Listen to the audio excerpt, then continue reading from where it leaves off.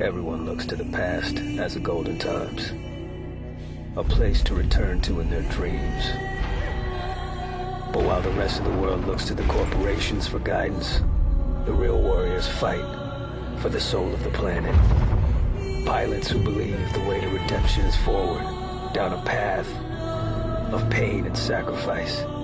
A well-oiled axe and a steady hand will change the tide.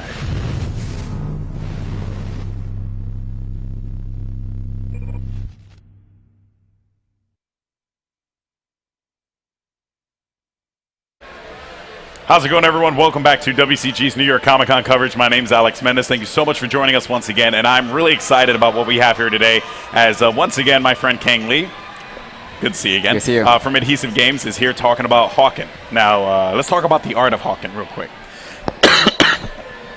I'm losing my voice.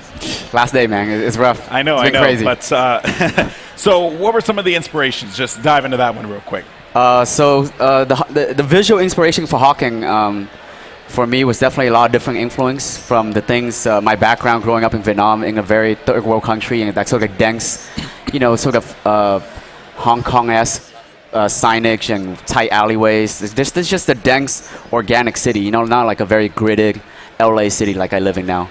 But on top of that, there's when I came to the US when I was 10, is all the 80s sci-fi stuff that I really love. It's the Blade Runner, aliens, and all the really, basically anything Ridley Scott does looks amazing. And then all the Japanese anime stuff like Ghost in the Shell, Tekken Concrete, there's Cowboy Bebop, it's just the Miyazaki, the list is just, it's all those sort of things comes together, inspires that sort of, it's slightly Asian, but it's Western as well, and it's sort of just very industrial. I love the old Star Wars as well, just the grittiness of the world and not that sort of clean look. Yeah, you had mentioned Miyazaki. What were some of the inspirations from him? Well, Miyazaki is definitely more for the story of HAWKEN. I think one of my favorite anime from Miyazaki is Nausicaa. And I love that sort of return to nature sort of story in Nausicaa where there is a spore-like forest that's spread across the land and taking over everything. So in our world, we have the similar idea of this nanovirus that sort of spread across this planet. And by doing so, the corporations that are at war on this planet are slowly running out of resources because this indestructible metal is covering the planet very slowly. So it's like sort of choking this planet slowly. And they fight for whatever that's left. And there's a sort of return to nature idea in this whole theme. There's a lot of mystery behind it. And that's what the graphic novel at Archaea that we're announcing this Comic-Con is all about. It's going to be 120 pages, come out in March. Wow, that's amazing. Now, you had mentioned that you're really inspired by the environments.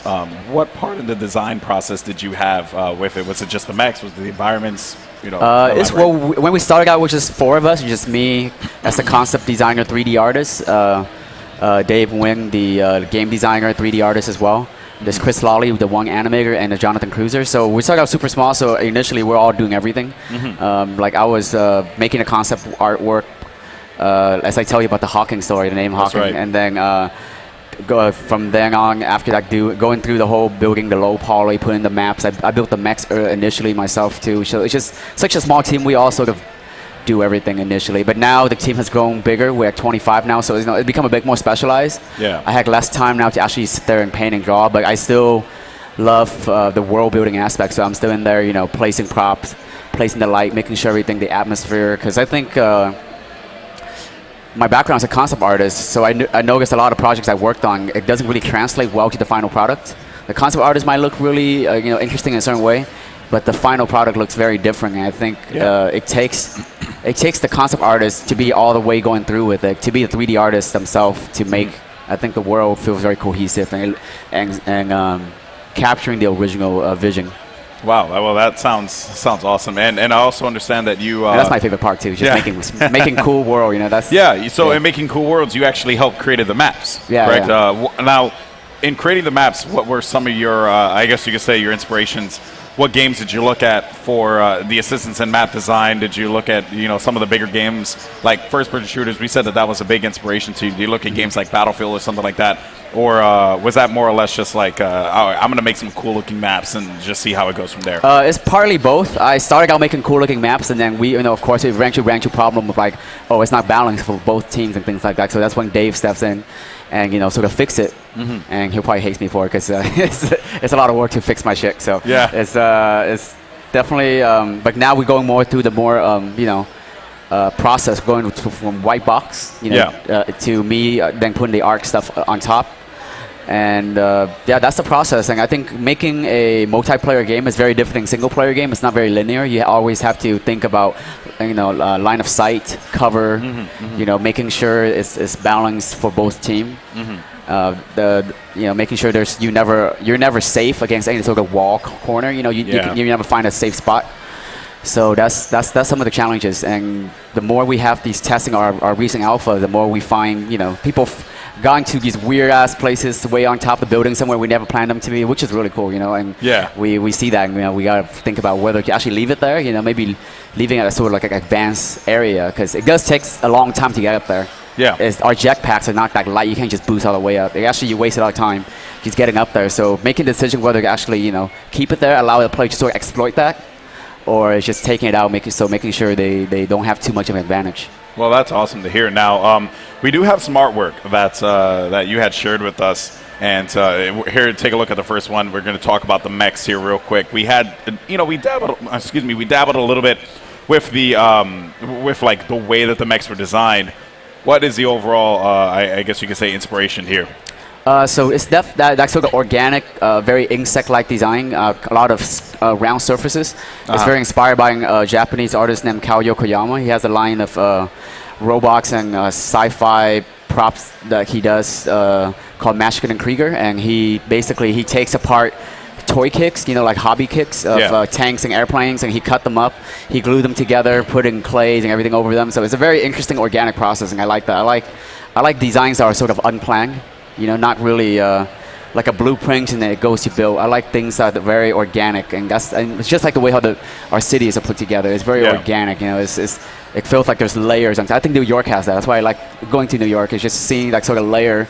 There's not a lot of new buildings here that you see. It's a lot of older buildings. And they don't just demolish everything like in LA does. LA, every time someone new one, they demolish a building, they build a new one. But I think New York, they go in, they add something, they take something away, and you look at it, you can see the history of the building, and I enjoy that. Well, I want the same thing for the mechs, basically. Well, that's awesome. Now, in discussing the, I guess, meshing the organic with this very industrial type world, what were some of the challenges with the mechs not standing out, looking like sore thumbs in the middle of this, like in these lush environments? Let's reference the organic mechs here, the organic style, the more rounder shapes. What were just some of the, I guess you could say, challenges in balancing that out with a very, because some of the worlds, for example, one of the maps you showed us had a lot of like square buildings, very, very super industrial.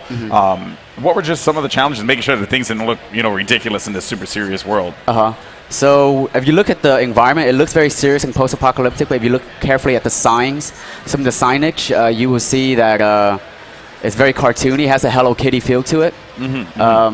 And it's like sort of contrast again, going from something very serious to something very kind of just lighthearted. I think we want to incorporate that as well. And as far as mechs to environments go, we actually don't have a problem of it standing out. Our problem is actually our mechs blend too much into the environment. The player complains about, can't really see the enemies.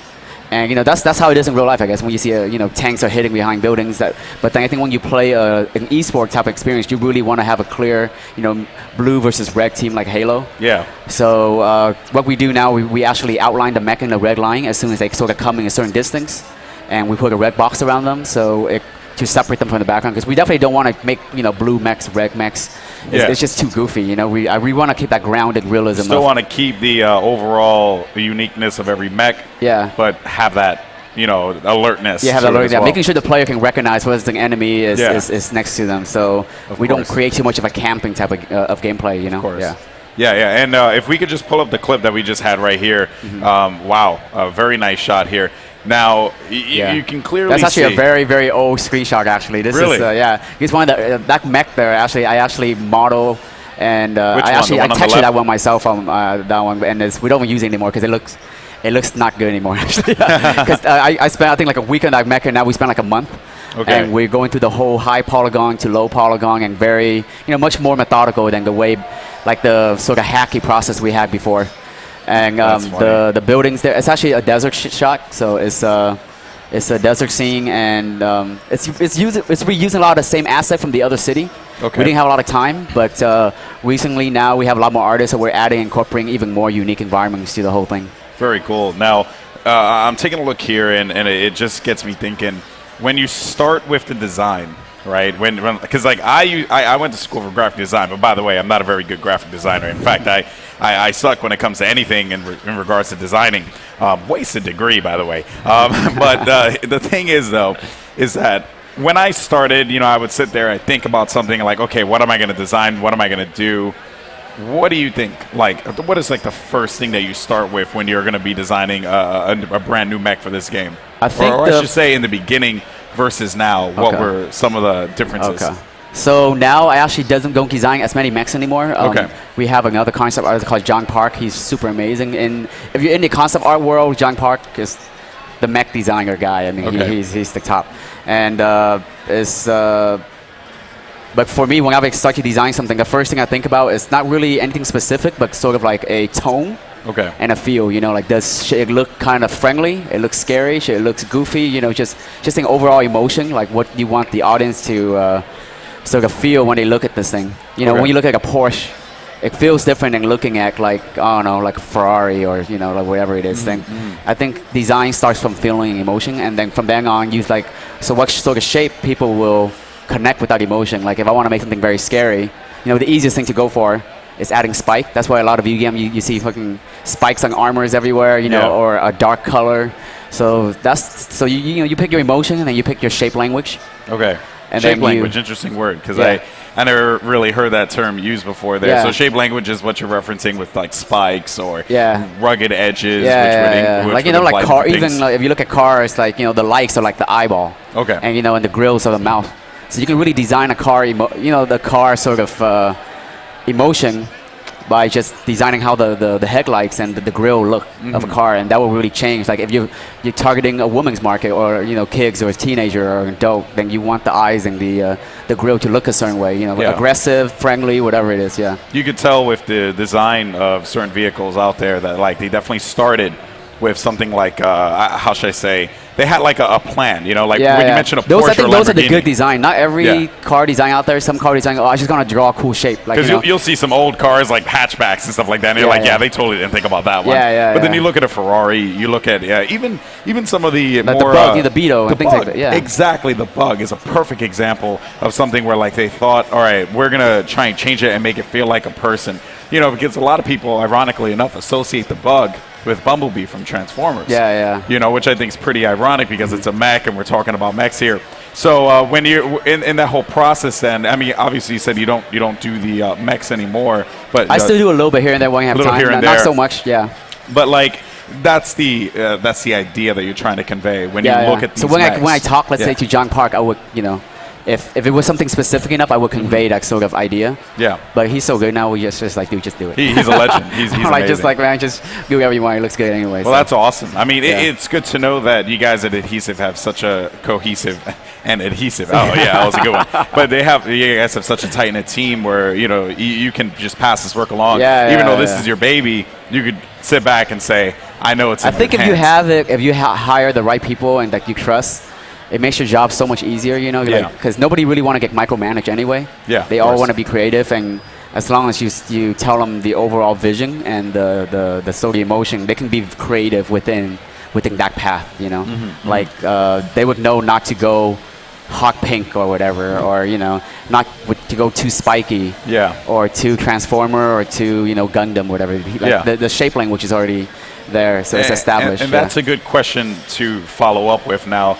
You had mentioned Transformers. Obviously, it's a very big franchise. And on top of that, the movies sold like hotcakes. So what was the challenges in not being too Transformer-like? Because we did see them take a very realistic approach, right? In every design that they had, you could see every gizmo on the Transformer, every like nook and cranny shaping into making the Transformer look the way he is. When designing that, what were some of the limitations or some of the things you had to avoid as far as like not making it seem too, and this goes back to the whole organic thing, not making it seem too mechanized, yet at the same time keeping that organic feel, Because I feel like the Transformers feel a little too mechanized. And the reason why I love the old cartoons, they look like people, you know. But then the new ones, I'm looking at them and I can barely see his face. They look like garbage can, like garbage exactly. kind of like. Yeah. It's very. I think it's too. It's too noisy for me. I think the design is. It has too many. I like the old design as well. Yeah. And the way how they transform makes sense.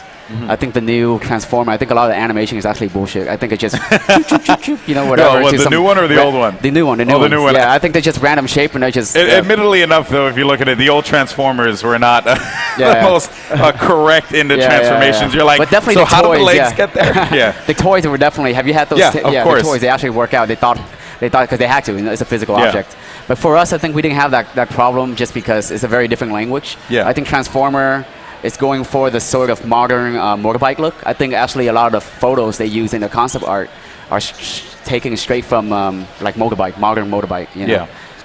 And all of our shape language is taken from like World War I sort of era. Okay. Like, you know, kind of similar to Steel Battalion. Yes. I think the style that we're going for is basically like if World War I hack mechs. Yeah. I think that's the look which that we would really have been awesome. Sorry. But yeah, and so in discussing that, there are, when you think mech games, right? Because we'll talk about the Gundam side of things in a little bit, because I find that to be a very Gundam and like Robotech, Macross, things like that.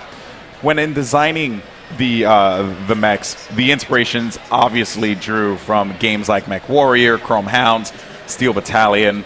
Now this is another question about how did you avoid your mechs being unique? Because when I think Chrome Hounds did look a lot like Mech Warrior in some regards, especially if you designed it that way. So what were those challenges of just saying like, okay, if I put a Mech Warrior mech right here, if I put a Steel Battalion mech here, and I put a HAWKEN mech right here, if I could tell the difference between the three? I think the Kao Yokoyama sort of language of making kind of slightly insectoid-like, kind of similar to Metal Slug. Very, okay. But more realistic. Metal Slug has a very cartoon proportion, but if you think of Metal Slug, it has a very organic and bubbly feel to it. And I think that's what kind of sort of set us apart. I definitely see it. It's a language that I think I tried to picture in a lot of movies and games, and I think it was too different. And so a lot of projects I work on, movie and film working previously, they always reject those ideas because they think it's too strange. I've never seen that before. Okay. Like I don't think the audience can accept that. It doesn't look cool. Actually, that's what I like about the Kao Yokoyama sort of design. It doesn't look cool. You know, it looks clumsy and it looks like it's functional. Yeah. And I think that's what Real Machine does. Real Machine doesn't really look cool. You know, all the forms are there for a function, for a reason. So they don't look very sleek. They don't look very thought out. They look like they were just patched together. And it's not going as far as Max either, because Max just went crazy. You know, it's almost like they just glued trash cans on top and very wild. We might go for that look eventually, but for now, I think we're somewhere between Max and I would say Chrome Hound or Steel Battalion. So the style was definitely to show that this world that you guys have created, which has a deep lore from what I understand. You guys said you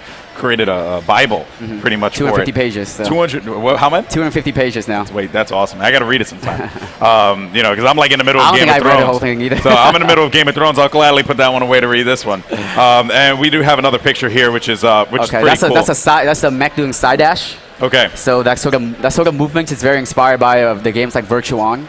Okay. And I think one of the first reasons why I like the idea of creating like side dash when we first made this game is I love games like Resident Evil 4 when you every decision you make have a pros and cons. You know, like you have very limited bullet.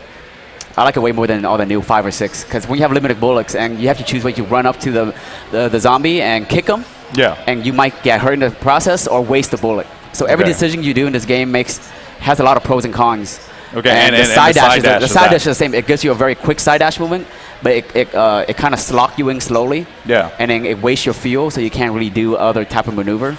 Yeah. So every motion in HAWKEN, we try to give it a lot of pros and cons. So it's not just doing it to look cool or just to evade, but it always gives you an advantage and a disadvantage at the same time. And here's another one, another mech doing and that's mech boosting forward, Yeah, and that's another thing as a side dash as well. The side dash takes some fuel, also the recovery. It takes some fuel and it has a cooldown time, so you can't just keep side dashing like a fox. Because then it becomes like Zone of the Enders, where it's like you just wait, and you don't really get that sense of weight either. So it's a lot of balance between what's fun and what's simulation. Okay. You know, we don't want to lean too strongly either way, but definitely fun should always win over for me. I think it's a mech game. It's not realistic anyway. So Yeah, it's, of course. we want to make it feel realistic, but it's not. And here's the thing, though. If we could bring up that other picture, the one that we had, just the last one right here, you had mentioned that you wanted to keep it where it felt like this was something that was put together by a human being. Or at least that was the idea. Yeah, the idea, like, if you can look at it and, like, look like it was built in like a mechanical shop, that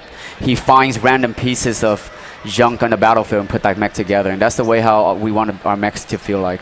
Yeah, you can definitely see the inspiration there as far as like how they managed to get like those tubes put together and things like that. Now, in creating this whole lore of HAWKEN, how did the characters, and maybe you can discuss this a little bit in better detail, maybe not, I don't know, but how would the characters come about making this? How would they do it? How would my pilot or my character go about making this mech in the lore? Like, or are these things already constructed? And this is more of a lore I think if question, I was, let's say, in this sort of world, because in the world there's two major corporations, Sanctum and Prosk. Okay. And Sanctum has that very M1 Abram tank-like aesthetic that I mentioned, and then Prosk has a very sort of Russian World War I tanks, the helicopter, things like that. And I think in this world, they would basically manufacture these mechs, and what happened in Battlefield is they would get damaged, but they're very expensive. Yeah. So you wouldn't just throw them away, right? Like, so a legs get blown off, or an arm, or a piece of armor. So eventually, they stop producing these things. They're too expensive to make. So over the year, let's say on this planet, there's a couple of thousand of them left. That's it. Okay. And slowly, there's less and less of them. Yeah. Because the infrastructure to build these expensive machines has been destroyed, or there's no resource left to do so. So what people do then is just keep modding them. Whatever is left they can find, they mod it. They mod it, and I think that's how the design of these mechs should come out about. It's funny that you mention how the limitations are. It kind of reminds me of Firefly. And Firefly, I think Firefly is very inspired by Cowboy Bebop, by the way. Which, yes, I do agree with you there. Even though he always said he'd never seen it. Yeah. He must have seen it somewhere. Or which one? Firefly? Yeah, I think Joss Whedon. Or Joss he said he never seen Cowboy Bebop, but I think lies. It feels just like Cowboy Bebop. But there actually is two animes and as well as Firefly that I want to discuss here that really do. You mentioned that whole like the limitations, which was Outlaw Star, which was a show where like he had this ship. And it was his ship, but like if it got destroyed, he was done. Like this was how he made his money. Same thing as Cowboy Bebop. They had the ship. If it got destroyed, they lost their money. Now is that the same thing in HAWKEN? That sense of importance that you have, and is a player going to feel that when they're playing in the game? Like, oh man, I just totally messed up there, and you're going to feel that sense of loss. Like, is that something that you guys had thought about in the process? For the game, we hasn't yet. We want to make sure the player doesn't feel like they're crippled after the battle, things like that. But it's actually a really cool idea. Just hearing it, it would be awesome to somehow maybe having their damage be a little bit more persistent.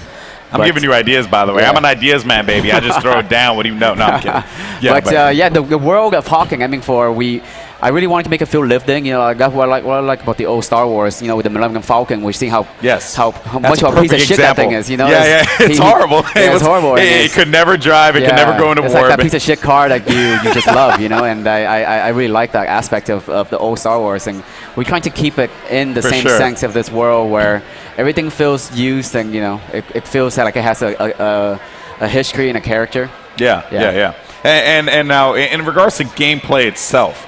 It's something I'm pretty curious about. We got another shot here of a mech, and that's basically that's Sanctum. You can see the difference between Sanctum and Prosk. It's much more angular. Yeah, it's like an M1 Abram tank on top. So that's Sanctum. Which one was Cross? The very first image. Can we bring up that one? Yeah, that one. Yeah. Okay, so there is definitely a clear difference. You feel one is more curvature, and the other one is much more hard edge. Yeah, that's very nice, and we'll get into that. And actually, let's jump into this one right now before we hop into the other question, because I did want to know a little bit about how things like Star Wars and stuff like that did affect what you guys did, because you had mentioned the Millennium Falcon and how oftentimes they would target specific parts of the ship, and that part of the ship would go down. We actually saw that with World of Tanks, where I was talking to one of the gentlemen up here, and he had mentioned if you aim at a certain portion of the tank, and being as how your guys' game is so inspired by that World War I tank feel, and I'm referencing things like the legs, the arms, stuff like that. Is that taken into effect as far as gameplay is concerned? We really want to have that to be in the game initially. Okay. But after playing the game and seeing our game pacing is so much faster than Armored Core. I mean faster than Mech Warrior or like Chrome and House. World of Tanks. that it's hard enough just to even hit the target. Yeah. Let alone I want to aim for that specific part. Yeah. But I think we might eventually end up adding maybe kind of like a headshot in a lot of Mario games. So maybe there's specific parts where you get a bit more damage than others, but not as specific as arm legs or whatever. Because I think our pacing is too quick. Yeah, and I actually agree with you about that. That was more of a question where I wanted to see what was the meaning or the purpose behind what you were doing, and I agree with that. I think that is essential, especially for a game that wants to be an esport title. Granted, I'm okay with that. There's certain games that lend themselves very well to that strategic placement of shots and things like that. Example, World of Tanks. But in your instance, you're approaching more of that Halo-esque feel, where it's like fast-paced action, boom, boom, boom, right? And I definitely feel, excuse me, oh my God, I sound like a crazy person. I definitely feel that is something that you have mastered really well with the game. So in dabbling a little bit in the esports discussion, because I know some people might be interested in that, what can people expect as far as support from Adhesive and Meteor Entertainment and stuff like that? I think we already signed with, or we have something working out with ESL. Very good. For Europe. I think MLG is probably in the process, and we're going to do our own sort of tournament eventually. Very nice. And we fully support esports. I've been growing up playing a lot of LAN matches in my house on the weekend. The whole weekend, invite my buddies over and just playing Duke Nukem. We play Dooms, and it's just super fun back in the day. And we love that feeling, that competitive feeling of playing. And I think esports is great. And one of the most important things for esports is the spectator mode. And we're going to work very hard on that. For guys like in the back here, switching between players, very easy. Seeing a lot of data when they play, things like heat maps and last kill location. You did bring that up, and that's very, very awesome because a lot of players love that stuff. They love to know the exact location of they got taken out, where the action's going to happen. Yeah. Is that going to come with HAWKEN, or is that going to come with It's going to come slowly. I think on our first rollout, we just have a very basic spectate, just scrolling through different player, have a fly through cameras, things like that. But eventually down, it's what's nice about free-to-play game, we can keep iterative. We can keep iterating on the game and making every year it gets better and better. Hopefully the game will always look better, frame rate gets better, but we have more time to polish everything, and then the clan system and the esports, the spectator mode, everything just get more and more polished. But we got me and John Park was concepting. He did some awesome, really cool different ways to just fake UI of what spectate mode would be like. That's awesome. With just having all these different cameras, set cameras, and not just spectate mode, but the cinematic mode. We really want the player to create their own video of their experience of HAWKEN. So allowing the player to have control of camera shakes, depth of field, and post-processing, film grains, and really give them the cinematic tools, the director, to make their own HAWKEN sort of experience and post it on YouTube or whatever it is they want to. So of course. The spectate mode, and there's the cinematic mode. Well, I'm definitely digging that. I think a lot of people out there are very happy about the fact that hearing esports and mech games, they lend themselves so well to it, and that's just my personal opinion. Now, we know that a lot of gamers out there have this feeling, and I know a lot of competitive gamers out there have this feeling that, it's all about LAN versus online. You don't need to speak about it now, but what is your approach? What is the team's approach? Is it going to be played online all the time, or will there be a LAN client? Is that something that could come down the line in the future? I'm not sure about the LAN side, but for sure because of the free-to-play model. It's just a free-to-play model. So, okay. I'm not sure where LAN fits in. Does League of Legends has LAN? No, they don't. They don't. There was just a big topic of discussion for a lot of people that they were like, LAN should be in the game. Blah, I guess blah, the only LAN you ever get to play is at our office. Yeah. Because we have the bill, so we just well, it looks like I'm going there. No, that's cool though. And I guess in going away from the esports discussion, into UI design, which is something that I find very important. You want the game to feel like not only are you there, but it makes sense to you. Yeah. You had mentioned that you guys want to make some changes to the UI, as far as knowing when something's going to overheat, things like that. What are those plans? Anything, and also what were the challenges? From the alpha, I know. Visually, so a lot of time I design things just visually. So I don't really think about the gameplay. Yeah. I should think about it more initially, but I try to push visual first and then You're an work ideas backward. man. I agree with work you. backward and make it and force it to work in gameplay somehow. Instead of if you think about gameplay first only, you tend to make games that are very generic. Yes. Because you think like, oh, this game did this, I'm gonna do that. Yeah. And that's why your game feels just like any other game. But I think if you come from a if you come from a sort of visual standpoint or anything, let's say an audio standpoint, any sort of thing beside game design, and you put that as a forefront, and you design the game around it, then I think you got a lot of unique ideas because it's very unexpected. You know, it's like kind of like if you're writing, you say, oh, write about an assassination of the president or something like, and you're gonna like, oh, it's something very generic you've seen before. Yeah. Like you're saying, oh, write about assassination president and a banana, and you're like, oh shit, you know, how's the correlation between the two gonna work? And you gotta write the story like link, but the banana to a president assassination. I think, and that's what make it a very unique story. And so your theory is let's start at the top and then make our way down. Yeah, just start with something very obscure and different than what you're trying to convey. Yeah. You know, it's like a bank robbery movie, or let's say, you know, if you just have a bank robbery scene, it's very boring. But imagine a bank robbery and he has diarrhea problem at that point. You know, then at that moment, and I think that make the movie way more interesting. Well, I think a lot of people are definitely going to appreciate that. You can see it with HAWKEN. You really can. We had mentioned this before, but it's good to mention now. This is a AAA looking title. You know, I mean, the visuals are insane, and the fact that you guys are going free to play with it really, like, I guess, really blows my mind away. You know, we see a lot of free-to-play games. They look good, but they don't look that good.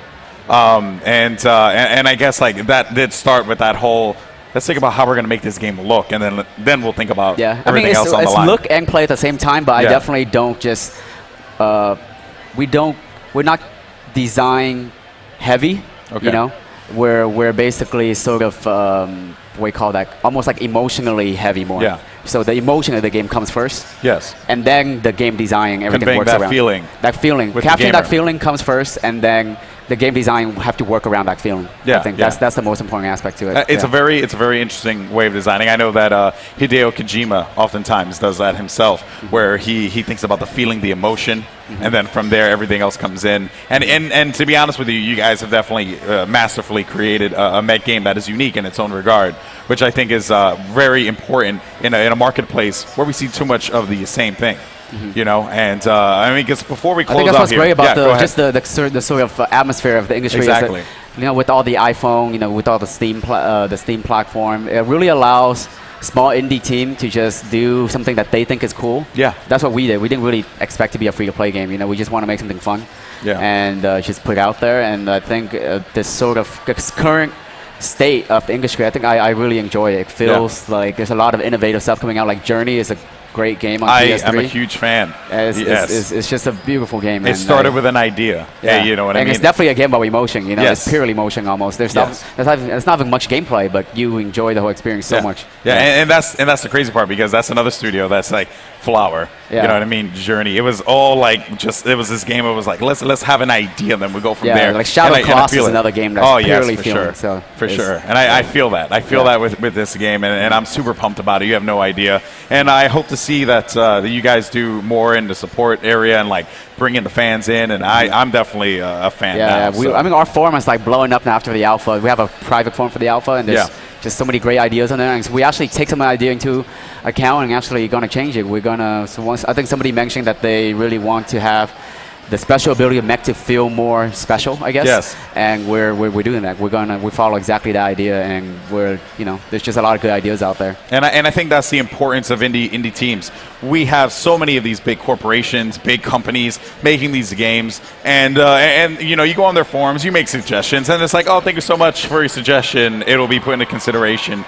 And it really isn't. But you guys are actually doing it. And that's you know what's, because sometimes we're stuck on certain things. Exactly. And then they give us the answer for it, and it's great, you know? That's what the community is there for. That's why I've always been a strong advocate of the community that I'm a part of, and I hope to be a strong advocate for the community of HAWKEN as well. And I'm really excited for this game. Thank you. I'm very excited. Well, thank you very much for your time. So I agree. This was a great conversation that I truly didn't expect to go as awesome as it did, but I'm really pumped about it. So Kang, once again, thank you. Thank you. And if you have not had a chance yet to dabble in HAWKEN, you actually can download the beta, right? How do they go about doing that? The beta, I think for the New York Comic Con, we have a special key. So if you have a pen and paper, write this down right now. It's called NYCC Pilot, and that's a code to redeem on our playhawken.com.